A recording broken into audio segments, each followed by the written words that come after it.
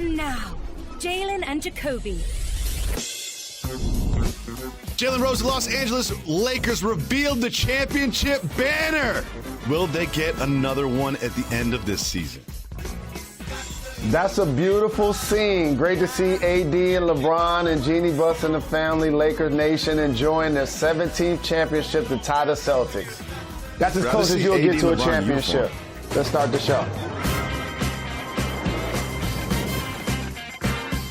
There is so much to discuss in the NBA, and we will discuss some of that with the Mavs, Jalen Brunson later, but we start with the return of the beard in Brooklyn. James Harden is back, and Jalen, he didn't even look like he missed a step. I liked what I saw from him. What do you think? When you step through to Brooklyn, so he's a masterful playmaker, and when he's out on the floor, I appreciate his role now with the Nets is to understand that he got to make everybody around him better. He's the facilitator. He's the orchestrator. He's the quarterback of the offense. Kyrie's the assassin. Is going to go one-on-one and try to go for 35 every night. KD, iceberg slim, shooting trades from the suburbs. James Harden is the guy that now everybody else wants to move, and Jeff Green wants to cut, and Claxton is getting dunks, and Harris can now get more opportunities. And he plays at his own pace. And I know what you're now going to say to me. Hey, Jalen, since Harden is back, are you ready to predict that the Nets are going to win it all? Is that what you're ready for me to say? Is that what you're ready to challenge me on? I like you going against the Nets. I like you picking against the Nets because I know the Nets are going to come out of the East, and you're going to change your pick eventually. The one thing I love about James Harden, he's very self-aware. He understands who James Harden is, and here's what he had to say after the game. Not to like brag or anything, but I'm really good at this game. I love this. He's like, look, I'm going to be humble about this, but like, I'm really good at basketball. So y'all might be surprised that it looks so good playing basketball today, but I'm really good at basketball. Love it so much. And also, based on the sacrifice each needs to make, KD is a two-time Finals MVP. We've seen Kyrie win a championship. James now making this a supers team has to be the one that makes the sacrifices. And fortunately for them, his game is built to do so. Years ago, people thought I was bugging when I said Harden is the most unique offensive weapon that has ever played in the NBA. You know George Gervin got my phone number right. You know I had so many people hitting me that was like, are you kidding me? And I'm like, he's the only guy that's ever going to lead the league in total threes made, free throws made, total assists. Just think about that. Usually that's 4 different guys. James Harden has been the embodiment of your unique talent, and now that he's healthy, I know why you're very excited about the Nets. But their big three still has only played 7 games together. Well, when James Harden is on the floor, the Nets are 28-7. When he is off, they're 11-11. They're certainly in a better spot with him than without him. And we move on to another team looking to get all of their superstars on the floor, and that is the Los Angeles Lakers, who we just saw raise the banner. Well, didn't have the superstars on the floor for this one, but they did have some good contributions from others. What do you think about the bench coming through in this one? When teams win championships, there's a reason why everybody affiliated gets a ring. Family members, people that work in the organization, even sometimes people that cover the team, and everybody on the roster. Of course, we're going to celebrate LeBron James and his excellence and Anthony Davis being their top players. But if you're looking now deeper into the Lakers roster, Kyle Kuzma giving them quality minutes. Andre Drummond has now started to play better. THT with Schroeder and Caruso out is now giving them a great opportunity to win games. So each of those guys feel confident about themselves. Montrezl Harrell was just recently getting DNPs, Jacoby. He's the 6th man of the year. It just shows you the kind of depth that they have when they're healthy. Well, when you look at where the Lakers are in the standings in the West, we talked yesterday about how maybe going to the play-in game wouldn't be the worst thing because you end up matched up with the Suns instead of the Clippers. But The Blazers won yesterday against the Jazz. The Mavericks won yesterday against the Pelicans. They're not giving up the 5 and 6 spot. I think the Lakers will end up in 7 in the play-in, and I also think that's not the worst thing in the world. What do you think? I agree with you. All things relative. However, you don't have room for error when you flirt with the play-in game. I mentioned the Lakers last night, but LeBron wasn't playing, and AD wasn't playing. And AD has a groin injury. And you know what I learned about those? They don't necessarily heal overnight. So this is something that likely is going to linger with Anthony Davis. So the goal should be to play less games, Jacoby, and not more. You put yourself in the play-in, all of a sudden a freak injury or accident happens, Steph Curry goes out and puts up 45 on you, and before you know it, you're out in the play-in. And so it's important for them, yes, if all things are relative, to play against the Suns versus the Clippers. But they're not in a position to play those games because you're now flirting with a single or double game elimination because you're involved in the play-in. I fully expected LeBron James to be in uniform when that banner was revealed. Didn't you? Because we thought maybe he would play Tuesday night. And the idea that he wasn't available, that he wasn't in uniform when that banner was revealed, was a little bit concerning for someone who definitely has the Lakers coming out of the Western Conference. But I look forward to seeing him on the court soon. I don't think he's going to make his debut in a play-in tournament. Jalen, it is now time for some unfounded, irresponsible speculation about NFL quarterbacks. That is what we do. And of course, we start with Aaron Rodgers. Aaron Rodgers still not with the Packers. The Packers have one quarterback on the roster named Jordan Love, who's never wore the uniform before. However, they signed Blake Bortles. Also, the schedule was released. They have not 1, not 2, not 3, not 4, but 5 night games and a game on Christmas. Jalen Rose, Nights do you think Egypt. Blake Bortles or Jordan Love or Aaron Rodgers will be under center for these games for the Packers? Give me my money. All I'm worried about is week 2, but we'll talk about that later when they play the Lions. It's plain and simple what we know is happening with the Packers and Aaron Rodgers. The man wants to get a raise, Jacoby. He has no guaranteed money on his deal. He's been working for that company for over 15 years. He's smart enough to know a starting quarterback in today's NFL has guaranteed money on their contract, especially if they've proven to be as elite as he is. So until that changes, it's great that those 5 national games are scheduled, but I don't anticipate, unless I see him get a new deal, that he'll be playing. Well, we will see. But one thing I do know that the Packers are not planning on having Blake Bortles start these games. Because look, this is unfair. I want to apologize to Blake Bortles and the Bortles family. Our producers put this together. Listen, when's the MVP of the league going to the Hall of Fame? All right? Blake Bortles has been in the league for a long time, and he's made a lot of money. Big shout out to Blake Bortles, but he is not the starting quarterback of the Green Bay Packers come week 1. They hope that is the MVP, Aaron Rodgers. And Jalen, just because we like you, we decided to allow you to have a look at the full Lions schedule, the full Detroit Lions, your team. This is the happiest you're going to be as a Lions fan all season long. When you look at the schedule, how many wins do you see? Stand by me. Oh, Stan. Let me tell you something, Jacoby. When I look at the Detroit Lions 2021 regular season schedule, you know what I see? What do you see? Let me tell you what I see. I see 10 wins. Well, That's what this I season. see. No, not the next 2 seasons, this Put season. the schedule back up there. I'm going to tell you please. the 10 wins right now.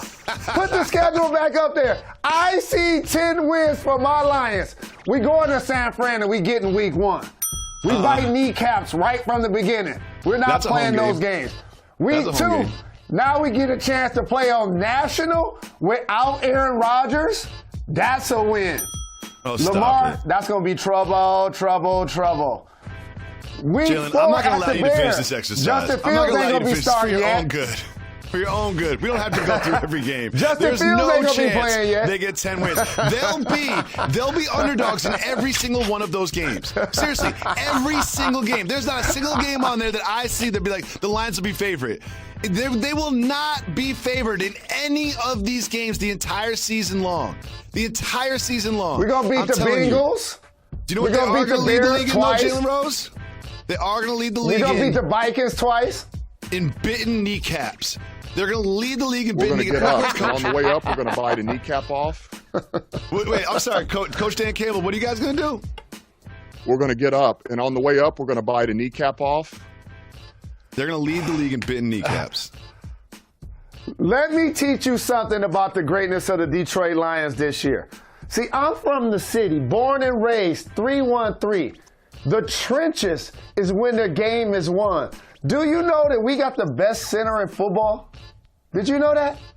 Do you know what we did in the draft this year? We secured the line, Jacoby. Jared Goff is going to have more time to throw.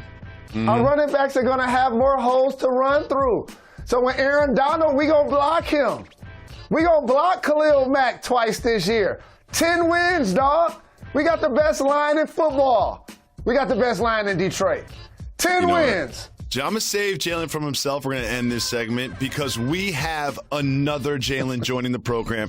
2 Jalens coming up. Jalen Rose, of course, and that man, Jalen Brunson, having an amazing season for the Mavs, who are headed into the playoffs. We'll get a lot of perspective from him about his team and much more right after this. You're watching Jalen and Jacoby. Stay tuned. Credit Karma has always been there to help you make better financial decisions, and now they want to help you even more. With a Credit Karma Money Spend account, you can be rewarded for good money habits. Credit Karma Money is a brand new checking account where you can win cash reimbursements for making purchases. When you use your Credit Karma Money debit card, you can win daily instant Karma purchase reimbursements on items up to $5,000. Just pay with your debit card, and if you win, you'll be notified on the spot, and your instant Karma cash will be added to your spend account. Credit Karma Money has given, listen to this, $3 million in instant Karma over 50,000 Credit Karma members and counting. Open your FDIC-insured spend account for free. Credit Karma Money. Progress starts here, right now. Visit creditkarma.com/winmoney to open your free account and have a chance to start winning instant Karma money. That's creditkarma.com/winmoney. Instant Karma is sponsored by Credit Karma. No purchase necessary. Exclusions and terms apply. Banking services provided by MVB Bank Incorporated. Member FDIC. Maximum balance and transfer limits apply. Goodyear knows when the season starts heating up, so do the possibilities. Playoff hopefuls are beginning to emerge, and contenders are solidifying their position. From here on out, every game is a chance to create momentum, to make the right pass, the right move, to hit the perfect shot. It takes momentum to build up to the moment, but it takes everything to capture it. Goodyear, more driven.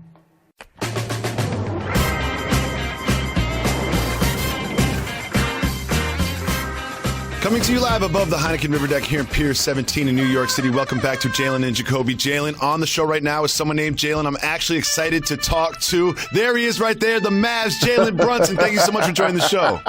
Appreciate it. Thanks for having me. You guys got an important win yesterday against the Pelicans, but more importantly, you had the return of Kristaps Porzingis to the Mavericks lineup. How important is he as you guys enter the playoffs? He's a big part of what we do.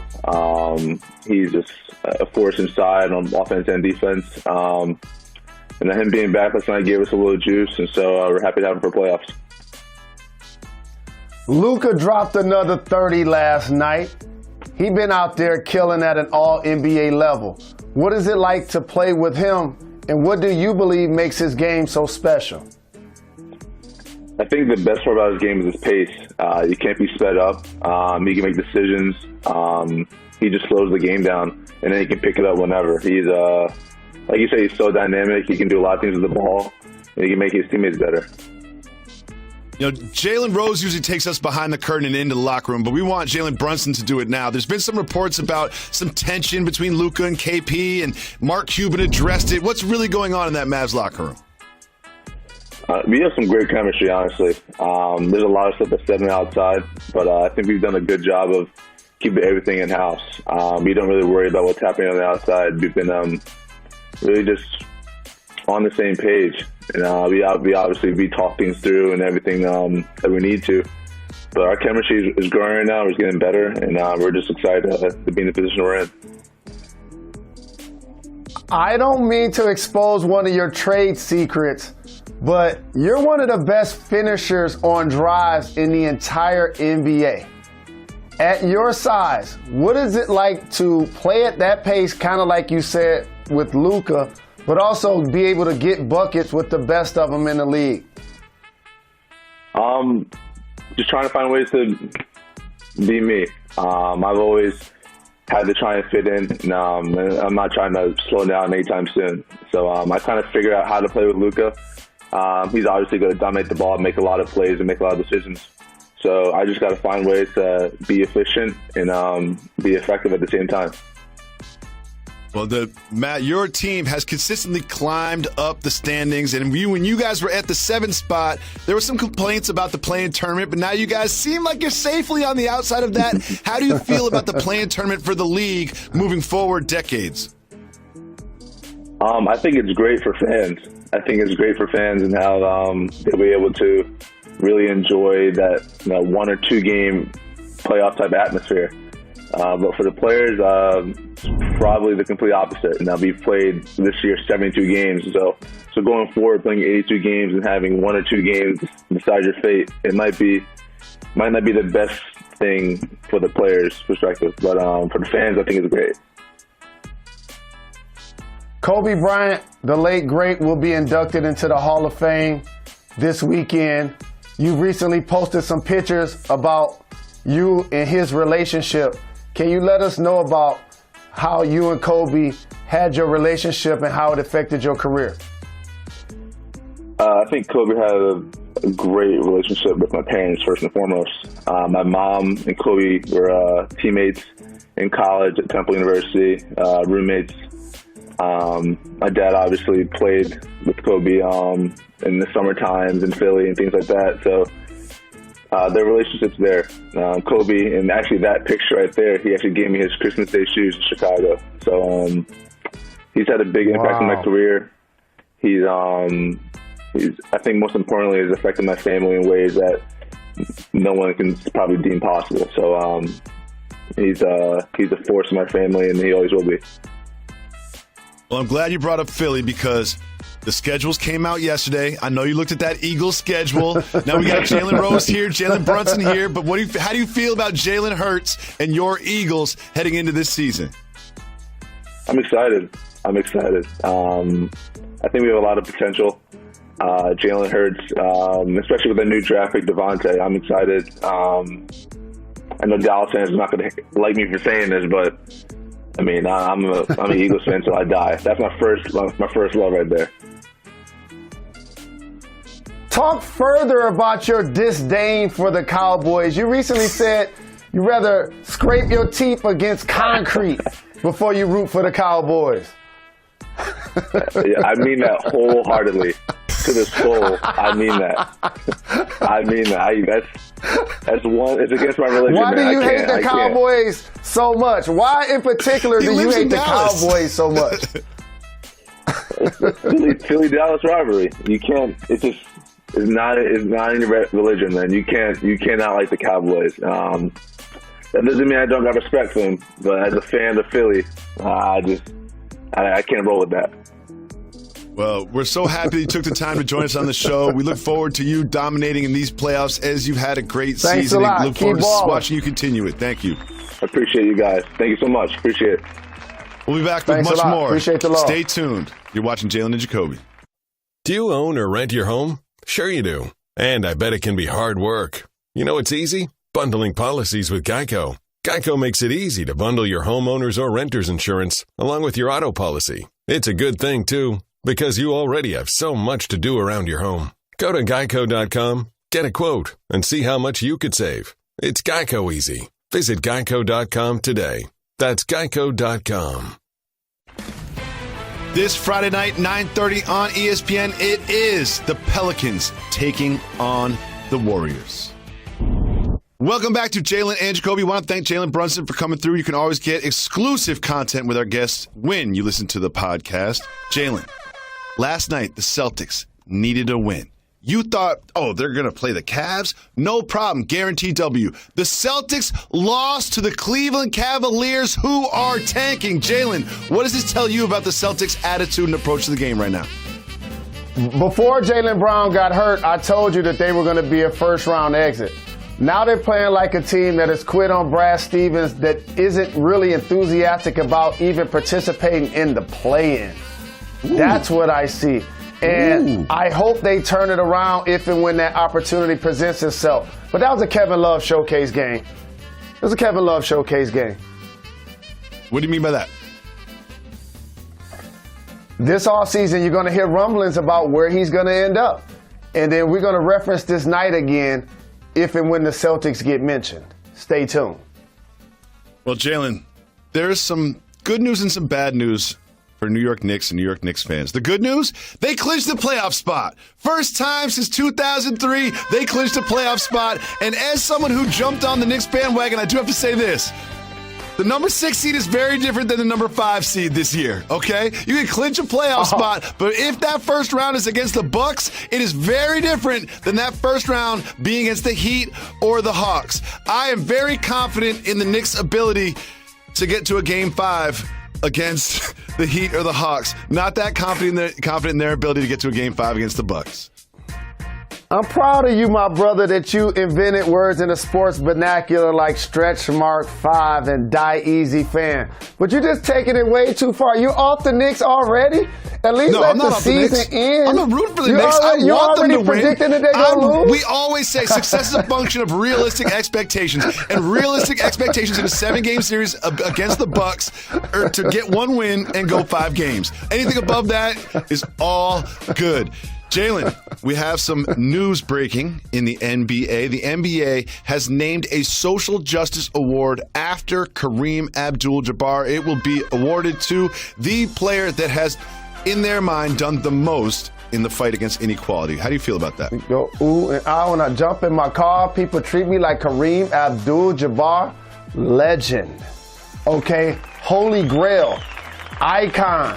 On and off the floor. Never have a basketball conversation about the GOATs and not include Kareem. Never have a conversation about social justice athletes and not mention Kareem. This is well deserved. It's an honor to know him, and I need this to be highlighted. So I'm glad we're talking about it on the show.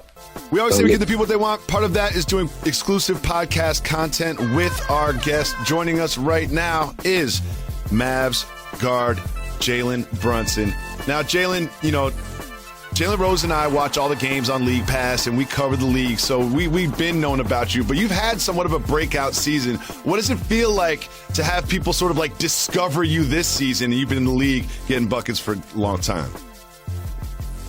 It feels good. It feels kind of emerge onto the scene, but I think for me, what's most important for me is just to keep going and not change anything. I do the same things I've been doing since I can remember. Being in the gym, working on my game, getting shots up, making sure my mind's right, doing everything I need to do to make sure my head's clear and ready to play basketball. So even though I've been playing a lot better, playing more efficiently, the things can't change. My routine can't change. So I got to make sure I stick by that. What is it like for you to play for Rick Carlisle? I had him as the associate head coach when I was in Indiana, and he was a guy that taught me how to come off screens and how really to break down film when I was early in my career. What are some of the things you gained for playing for Coach Carlisle? Playing for Coach is great. He's always given me confidence whenever I'm on the floor.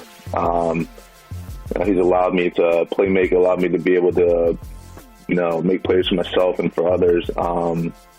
He's been great. It's someone I can talk to. Some relationships growing every time. With every day, our relationship continues to grow. He's a great dude. He knows what he's talking about. He loves teaching the game of basketball. So I'm all eyes, all ears.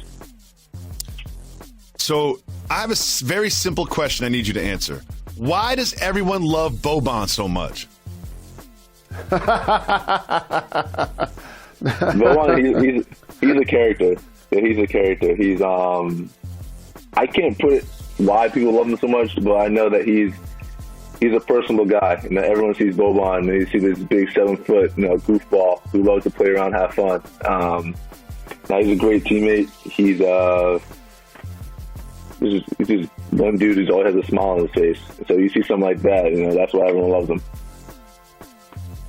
There's another 7-footer I want to ask you about. What's your favorite Dirk Nowitzki story? My favorite Dirk story. I think with me and him, it was a national TV game. I think he was mic'd up. And so he was talking to me. It was my rookie year. He was talking to me. He's like, yo, you've never seen a frame like this, 7-footer, shooter, mobile, that can do it all. And I remember him saying mobile. I stopped him right there. I said, whoa, mobile? This ain't 13 years ago. You can't move no more, buddy. You can't move no more. But you can hear me on the mic and saying mobile. Question is mobile. Nah. Listen, I know you're gonna give the trained athlete answer to this, but I have to ask. Do you guys, whether you're on the bus or at practice or in the locker room, do you ever look at the standings and say, well, if it works this way, we're going to play the Clippers. If it goes this way, we're going to play the Suns. You must be looking at that stuff, right? No question. Especially this late in the year. You kind of want to prepare yourself to see where you're going to be and who you're going to play. Start preparing your mind for that. I think we've done a good job as a team of knowing what's at stake, but not putting pressure on ourselves to say, all right, if we win this game tonight, this is where we are. If we lose this game, this is what's going to happen. We kind of know the situation, but we go out there and just do what we do, and it's in God's hands at that point. For those that don't know, I played with Jalen's father, Rick, in the league. I played against him in college. I love him very much. And you've been around the game for a very long time. So you've seen a lot of people get upset with the officials. I believe that Luka's taking an unfair rap and people getting on him a little too much about complaining to the refs. What do you guys think about that? And people talking about Luka whining too much to the refs? I think it goes both ways. We've talked to him about it. Obviously, we need him. We need him on the floor. And so part of it's on him, and then part of it's just, everyone giving him that rep, always talking about it. And it's just, I think for us, we got to control what we can control. And that's him. And so we've talked to him about it. Now he's going to get better at it. And we can't let that seep in. We can't let that affect all of us. And he knows that, and he's getting better at it. So as teammates, we're going to have to hold each other accountable. Now, Jalen specifically asked me not to talk about this during this interview, but of course I'm not going to listen to him because I never do. But, Jalen feels a kinship with all the other Jalens. He feels like you guys are all his nephews, and he roots for all of you, right? But my question for you is, do you feel a kinship with other Jalens, not Jalen Rose? Yeah, especially the one spelled Jalen, for sure. Yes, indeed. It's cool seeing other Jalens and succeed and everything like that. It's just weird. It's like a little telepathy thing. You just root for them. Nothing's ever personal. You don't really know bad blood ever. It's just like when you see them, you shake your head. You just know what it's about. It's weird. There's never any bad blood. The Jalen community. Absolutely. You guys give each other Jalen And I appreciate the love. And how about this? Your Philadelphia Eagles, your squad that you love, has one under center. How about that? Your starting quarterback, and it's spelled Jalen. That's crazy. That is crazy, man. Now I definitely can never switch to the Dallas dark side, ever. Definitely not. So before you came on, Jalen looked at the Lions schedule and said they're going to win 10 games. Okay, so this is like one of the most optimistic parts of the NFL year for fans. And the Eagles are in the NFC East, and we all know what comes with that. So right now, of 17 games, how many games do you see as wins when you look at the Eagles schedule? I'm going to say 10 or 11. I'm going to say 10 or 11. Of course. I'm going to say 10 or 11. The reason why I said 10 or 11, one, I knew the schedule came out, but I haven't looked at the full schedule. Two. You don't have to. I think for us, I have to be completely optimistic because I know this is going to be one of these years where you just don't know what's going to happen. So for us, we're going to do what we got to do. And we have a Jalen under center, like you said. So, I mean, all Jalen's know how to persevere. Absolutely, absolutely. Well, we definitely appreciate you joining the show. Continued success for the rest of the year. Hold down that 6th seed, and we'd love to have you back on any chance you get. Appreciate you guys, man. Thank you so much. Appreciate it. Thank you. Yes, indeed. Thanks for the love. I want to thank Jalen Brunson for coming by. Always good to get exclusive content from our guests that we have on the show. So, Jalen, I want to talk a little bit about Russell Westbrook. There's been no shortage of time and energy spent on various sports media outlets discussing Russell Westbrook in the last week, ever since he passed Oscar Robertson with 182 triple-doubles. But I was watching the game last night against the Hawks. It was a tight game. Comes down to the end. Russell Westbrook, at the end of the game, forces a drive, misses. Forces a drive, misses. And then they set up a play, which is a really good play for Bertans to get a pretty deep but open three, which Bertans also missed. Now, we celebrate Russell Westbrook a lot, but why does it feel like at the end of games specifically, defenses sort of like know what he's trying to do and have the ability to stop? Well, this is what makes Russell Westbrook a polarizing figure. Because while he's a future Hall of Famer, there are times in particular during the game you feel like he's not necessarily making an efficient decision with the ball. And that could be shot selection. That could be certain plays where he's out of control. It could be plays where he's getting into it and getting a technical foul at a time where his team doesn't need it. But all great players have warts, including him. But all of the cliches that you want from a player apply to Russell Westbrook. You know how when you say you want somebody to play hard all of the time? That's actually what he does. You know when you say you want somebody that's not out there fraternizing, trying to make friends and has killer instinct? That's him as well. Go ahead, sir. One thing I've always noticed is people like me that never played in the NBA don't appreciate this as much as people that did. The he brings it every night guy. You know what I mean? Like he brings it every night. So talk to me, because as someone from the outside, it's like, well, he brings it every night. So it sounds like a cliche, no big deal. But people that played in the league know the difference. So something tells me you weren't the guy that brings it every night. So explain to me the difference. No. Let me tell you the hardest thing to do in any walk of life is be consistent. That's the hardest thing to possibly do in any walk of life. It could be school, it could be your profession. It's to show up every day.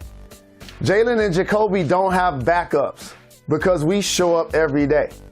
And it's not that we're going to get extra credit for doing so. People should get days off. That's why we're granted them.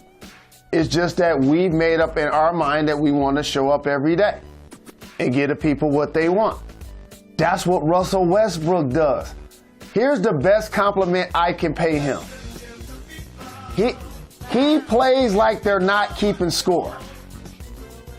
Jacoby, how many times have you played rec ball and there was a shot within the first 5 points that you didn't mind somebody taking, and then it was a shot within the last 2 or 3 points that you got upset that somebody was taking? It's not that. It's also like there's different. The way I behave in a 2-point game and a 20-point game, no matter which way, whether I'm winning or losing, is very, very different. If we're up 20 or down 20, there's 5 minutes left. I'm just thinking to myself, like, you know what? Let me work on something. You know, let me get a 3-point shot up. You know, like let me try a real fancy behind the back pass. But in a 2-point game, I behave extremely differently. See, he's the guy in that 20-point game that's still playing hard. And you like, dude, why don't you chill out? Get off me, dog. Yeah. Get out my they don't face. Have a 21-point shot. Why are you picking me up 94 feet right now? Right? Like, why are you denying me the ball right now? You know what I'm saying? Like, what is happening here? Right? He's that guy. He's that guy.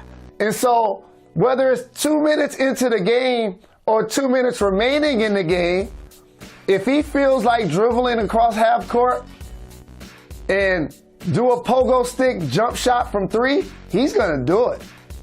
He don't care if they're up 10 or down 10. He don't care if he's missed 10 or made 10 in a row. That's what I mean by bringing it all of the time. You know how impossible that is to do? Let me tell you the statistic that plays out the most with Russ. Rebounds. Rebounds. For anybody that's never been on a basketball court, Russell Westbrook is what, 6'3"? If that. Right? Bro, he's probably shorter than me. Right? The average height of an NBA player is 6'7". The average height of an NBA player is 6'7". Those guys are also closer to the basket. And what I mean is he's guarding perimeter players, right? So he's probably guarding Trae Young or Dame Lillard out on the floor or Steph Curry. So what happens when one of those guys go between the legs and behind the back and shoot a 30-foot shot? Jalen, I'm going to look for the outlet. If it's a long rebound, it better hit to the top of the key. You know what I mean? Y'all handle that and get it out to me. Russ, he running down in there and trying to get the rebound. You know how much effort that takes?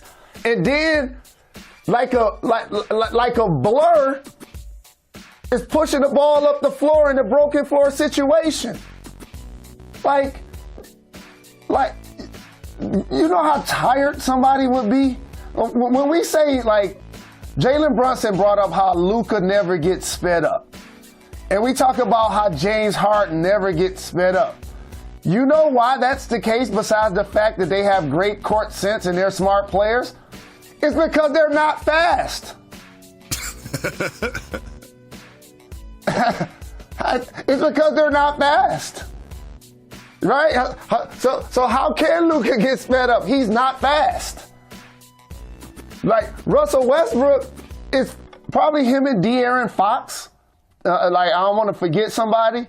But, like, I think those are the two fastest people that I see get a rebound and get to the other end of the floor while I'm watching games. And quietly, Ben Simmons is in that conversation, too. It just looks different because he's taller, but he is fast, yeah. He's fast, dog. He's fast. And Russ plays with a level of effort and ferocity that you see now is really rubbed off on one Bradley Beal. Have you seen a different Bradley Beal? I have.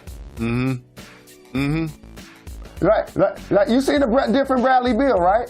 And the reason why is because Russ go hard all of the time. So now when Ken Bazemore start popping off, he like, I don't care if I'm out with a hamstring, I'm going on First Take to talk about this. He went on like mad podcasts that day. He was just like, I'll show up on anything. I'm surprised he didn't show up in our conference call, steal the Zoom link, just to like, talk to the production staff. So, exactly. A couple things about that. Number one, when Ken Bazemore addresses the back and forth, he makes perfect sense. He's like, yo, like my guy's Steph. I was just making a joke. Like, I'm always going to ride for my guy. I meant no disrespect. Like, I'm playing. And I was like, oh, yeah, Kent Bazemore. That makes perfect sense. Like, of course you're going to ride for a guy. And then you get to Bradley Beal. Bradley Beal is like, listen, don't joke about things that aren't funny. I had an injury. Like, that's not funny to me. And I was like, oh, man, Bradley Beal got a good point, too. Like, it's one of those things where you're like, I see both sides very clearly. And I'm like, no one's at fault to me. Because once I heard Bazemore, I was like, oh, yeah, Bazemore's, why is this guy being sensitive, whatever. Then once I heard Beal, I was like, yeah, Beal, like, why are you joking about injuries? Joke about something else. They both make perfect sense in that one. So I'm calling that one a draw. I get it. I agree with you. But one thing I want to make sure I say. This may go over a lot of people's heads because I say it so casually about Russ. But when I say this, this is like holy grail for me. When I call somebody the new era Big O, I'm not joking. Like I don't just say stuff for for response.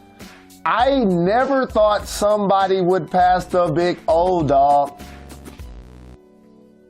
Nobody, not Magic, not Kid, not LeBron, nobody would pass the Big O.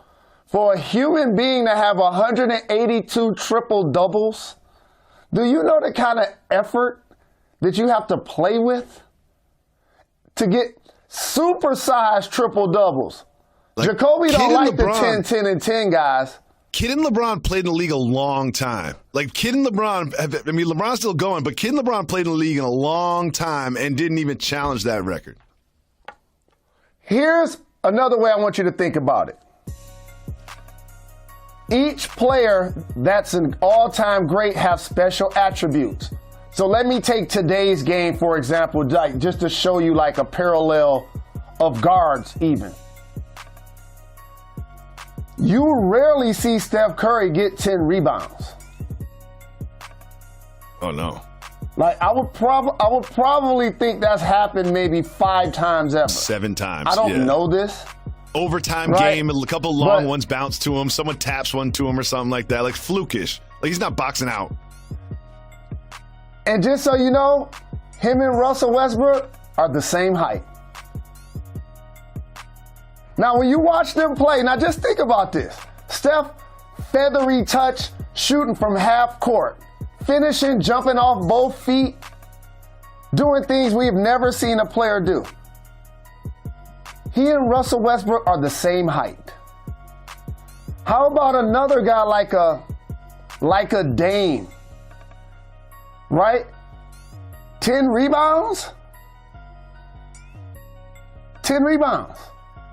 And with those two guys, usually when they're at their best, it's 35 points and 5 assists. Mm-hmm. When Russ is at his best, it's 35 points and 15 assists and 15 rebounds. Like, what are his career highs in each of those categories? Remember me? You talked about that. Yeah, we talked about it. Well, don't do it now because we'll put it on the TV show when Russ wins a playing game or something. It has, but like if you look at his career highs, it's got to be like 40, 25, and 25. Like, I don't know if that's matched. It's wild. By no player. So Jalen, you said something earlier that I just want to just give you an example. We were talking about hustle and speed and you said earlier that the Celtics have kind of quit on Brad Stevens, and whether it's Brad Stevens personally they quit on or just this year, a team with championship inspiration sees that they ain't getting there. So it's like, you know what, why am I gonna try as hard as I can, right? But I was watching the Lakers-Knicks game, and Julius Randle's shooting a free throw. Did you see this clip? And the second he shoots the free throw, he's out. Like, I've never seen anything like it. He's gone. Sprints to the other side of the floor because he's covering Anthony Davis, and he wants to because he knows they're going to try to get it to him. And, like, I've never seen someone shoot a free throw and then sprint back. And Bullock was covering for him, and then they had to switch, so he was covering Anthony Davis when the possession started. And I thought to myself, like, that's the Thibodeau difference. Like, that's the Thibodeau difference right there. And you won't see a Celtic do that. Like, that extra effort. Like, just sprinting after you shot the ball. I've never seen anything like it. And I think that's one of the reasons why. Well, that's the difference between those two teams this year. Yep. That's kind of what I'm saying. I got breaking news. And that's the difference between those two teams this year. Russell Westbrook, his career high is 58 points. His career high is 58 points. And usually the guy that's going to score 58 points ain't going to have a career high of 24 assists. That was And this he's year, done that right? twice. He's done it twice. And what about rebounds? And his career high in rebounds is 21. I want to know 21. what I want to know if anyone's got that. I don't think anyone's got that. Like, Wilt must be close, but I don't think he woke up one day and said, let me get 20 assists. He must have done it because he's done so much. But the only person I can think of is Wilt. Magic, maybe? LeBron? Big O? Yeah? We'll Harden. see. I don't know. Harden. Has Harden ever had 24 rebounds? I don't think so. I don't think he's ever had 20 rebounds. Good point. I don't think he's ever had 20 rebounds, in his career.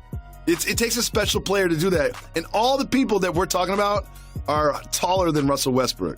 All of them. Maybe Jason Kidd. Jason Kidd might be just like an inch taller, but like LeBron's 4 inches taller. Big O's a couple inches taller. Yeah.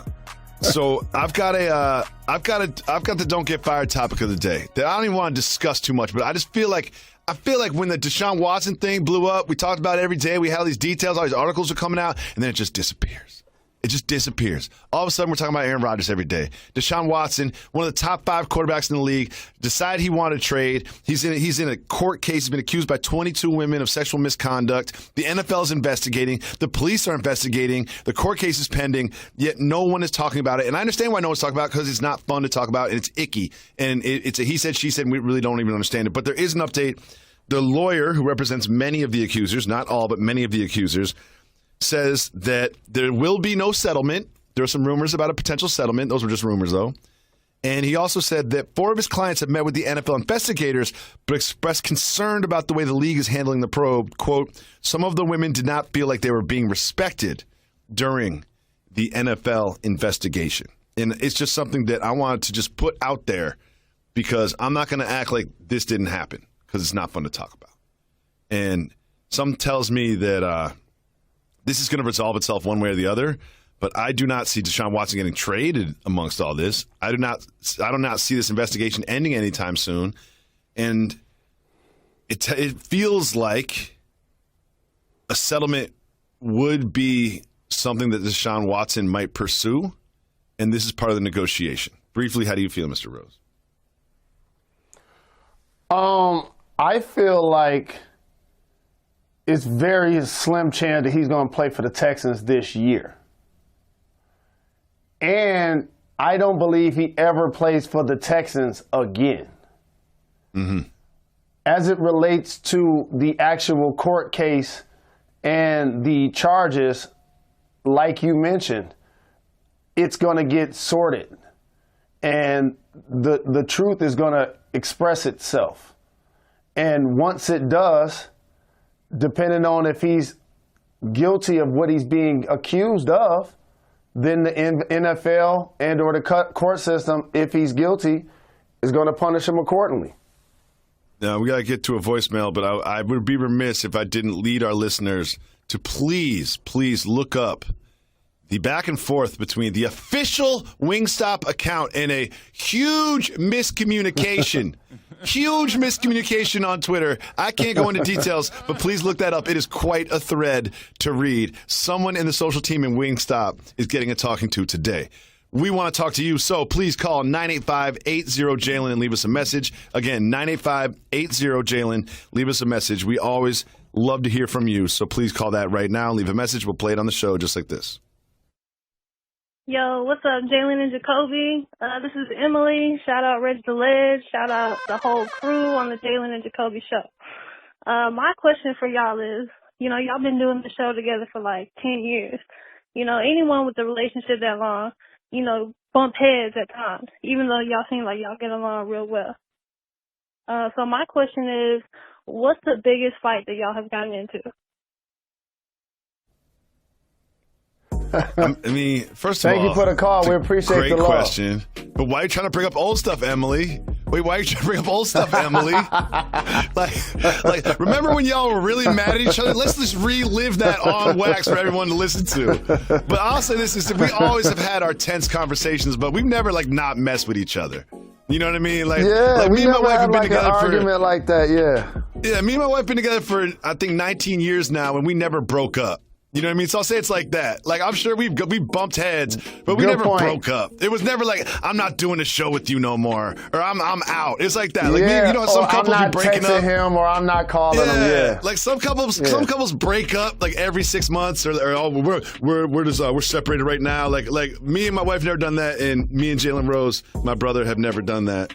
And you know, but there's always arguments, there's always tension, there's Not always gonna this be and able that. to do it.